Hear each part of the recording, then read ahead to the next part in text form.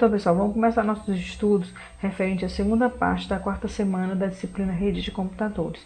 A gente vai continuar nosso conteúdo programático, né, vendo a questão de o endereçamento IP, mas também a gente tem que saber dois protocolos que são muito importantes, que é o DHCP e o DNS.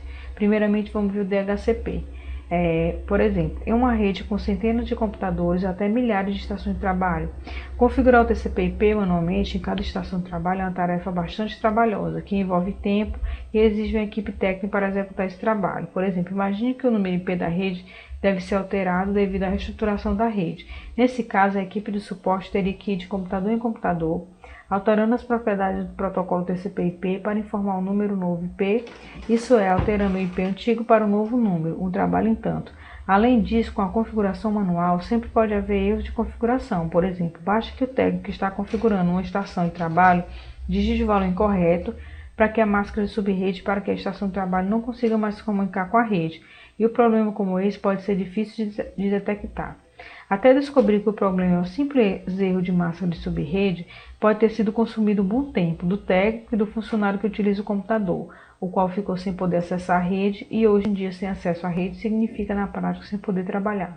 Então, para que não ocorra mais esse problema, imagine uma rede que tem milhões de computadores, milhares, e aí tem que fazer a configuração de IP, mudou o número IP, ou mudou o número da rede, e aí tem que ter um técnico para fazer essa configuração de computador em computador. Se ele digitar uma máscara de subrede errada, aí o computador não entra mais na rede, então é um problema que pode acontecer. Então, para tentar resolver isso, é que surgiu o protocolo DHCP.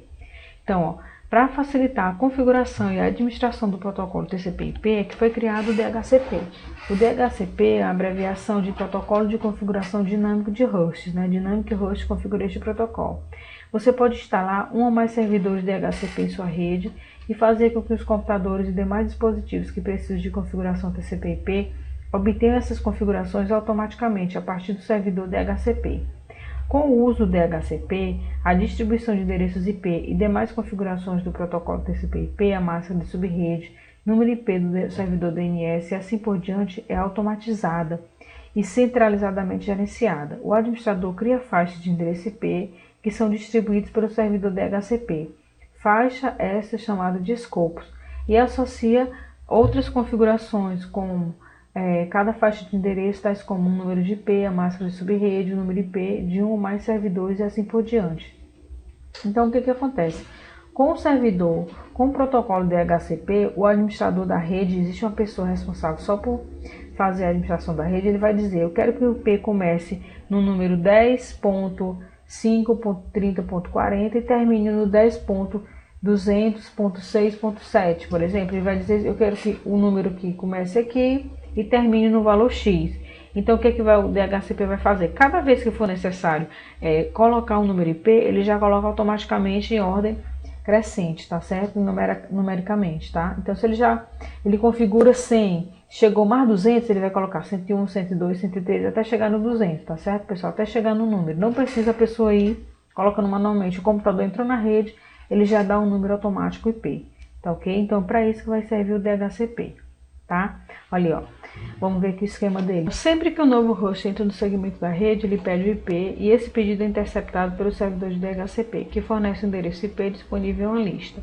Aí aqui a gente tem um cliente DHCP e tem um servidor DHCP. Como é que funciona? O cliente DHCP pede o endereço IP, é oferecido o servidor DHCP, ele oferece um serviço, o endereço IP para o servidor, o cliente aceita a oferta do endereço e aí é nomeado o endereço oficialmente e aí no DHCP é atualizado. Como você pode notar, isso facilita a vida do administrador da rede, pois ele pode configurar toda a sua rede DHCP de forma centralizada no servidor DHCP. Sempre que o novo host entra no segmento da rede, ele é servido por esse servidor. A máquina pede um IP e esse pedido é interceptado pelo servidor DHCP, que fornece o endereço de IP disponível em sua lista. Tá ok? Então é assim que funciona o endereçamento automático de IP. Vamos aqui ao nosso protocolo DNS, né? A gente vai entender o que é o DNS, que também é importante quando a gente se refere a endereçamento IP. Um domínio é um nome fácil de memorização e que serve para localizar e identificar computadores na rede. Quando se visita um sítio web ou se envia um e-mail, Nosso computador precisa saber a localização do servidor, em que página ou caixa de e-mail de destino se encontra armazenado para nos poder mostrar a informação que desejamos ver, o conteúdo da página ou relatório de entrega do e-mail. A informação da localização desses servidores está no outro servidor, chamado de servidor de nomes, que assegura a identificação do endereço certo para a entrega dos pedidos enviados pelo nosso computador para a internet. Essa tarefa é operada através da conversão do nome de domínio indicado pelo nosso computador, por exemplo, www.dns.pt, no endereço IP, que identifica a localização dos computadores na internet. Então, o que é o conceito de domínio? Ele foi criado com o objetivo de facilitar a memorização dos endereços na internet. Imagine ter que memorizar um número como 193.136.2.93, em seu endereço IP, inseri-lo na barra de navegação para poder consultar o sítio do DNS e depois ainda decorar várias outras sequências de número de sítio que utiliza regularmente. Seria uma tarefa bastante difícil e a web certamente não teria o sucesso que tem hoje. Escrever google.com torna-se bastante intuitivo e fácil de memorizar. Então, na verdade, o que é o domínio, né? O que ele faz? Em vez da gente estar decorando número IP, vocês têm que entender que cada página que a gente acessa, o site do IFE, www.if.edu.br, o site do Google, né? google.com, da globo.com, o site, todos os sites que a gente acessa, ele tem endereço IP.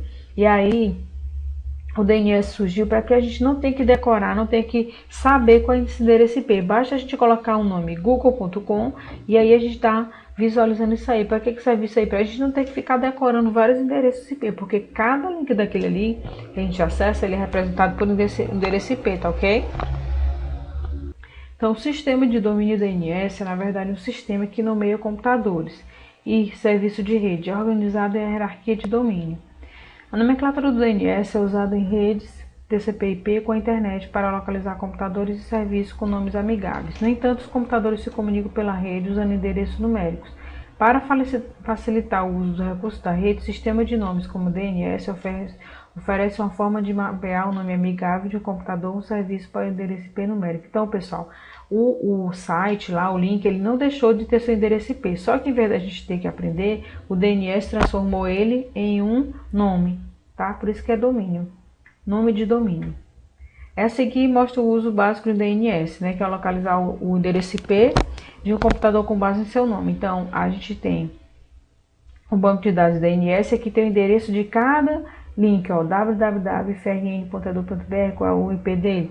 200.137.2.120, webmail.ifrn.edu.br é 200.137.2.147, www.3.ifrn.edu.br é 200.137.2.137. O que acontece? O DNS do cliente, ele quer saber qual é o endereço do www.frn.edu.br. Aí ele manda uma solicitação para o DNS servidor e aí ele manda o endereço de volta. Ó. O endereço do www.frn.edu.br é 200.137.2.120. Aí o cliente visualiza, tá ok? Sem precisar ter que decorar ou ter que saber qual é o IP dele. Basta ele colocar www.frn.edu.br. Então, nesse exemplo, um cliente consulta o servidor DNS pedindo o endereço IP de um computador configurado para usar www.frn.edu.br com o nome de domínio DNS. Então é assim que a gente faz. Quando a gente coloca o endereço www, a gente manda uma solicitação para um servidor DNS, né? Aí ele pega, vê a solicitação e manda o endereço IP de volta. Só que aí, em vez de mandar o endereço IP, ele manda a página para a gente visualizar, mostrando qual é o endereço IP daquela nossa solicitação, tá ok? Então, pessoal, a gente terminou a segunda parte da quarta semana da disciplina de rede de computadores. Espero que vocês tenham aprendido bastante sobre endereço IP. Assista a vídeo aula, tire suas dúvidas, né? Mande e-mail se você tiver alguma dúvida.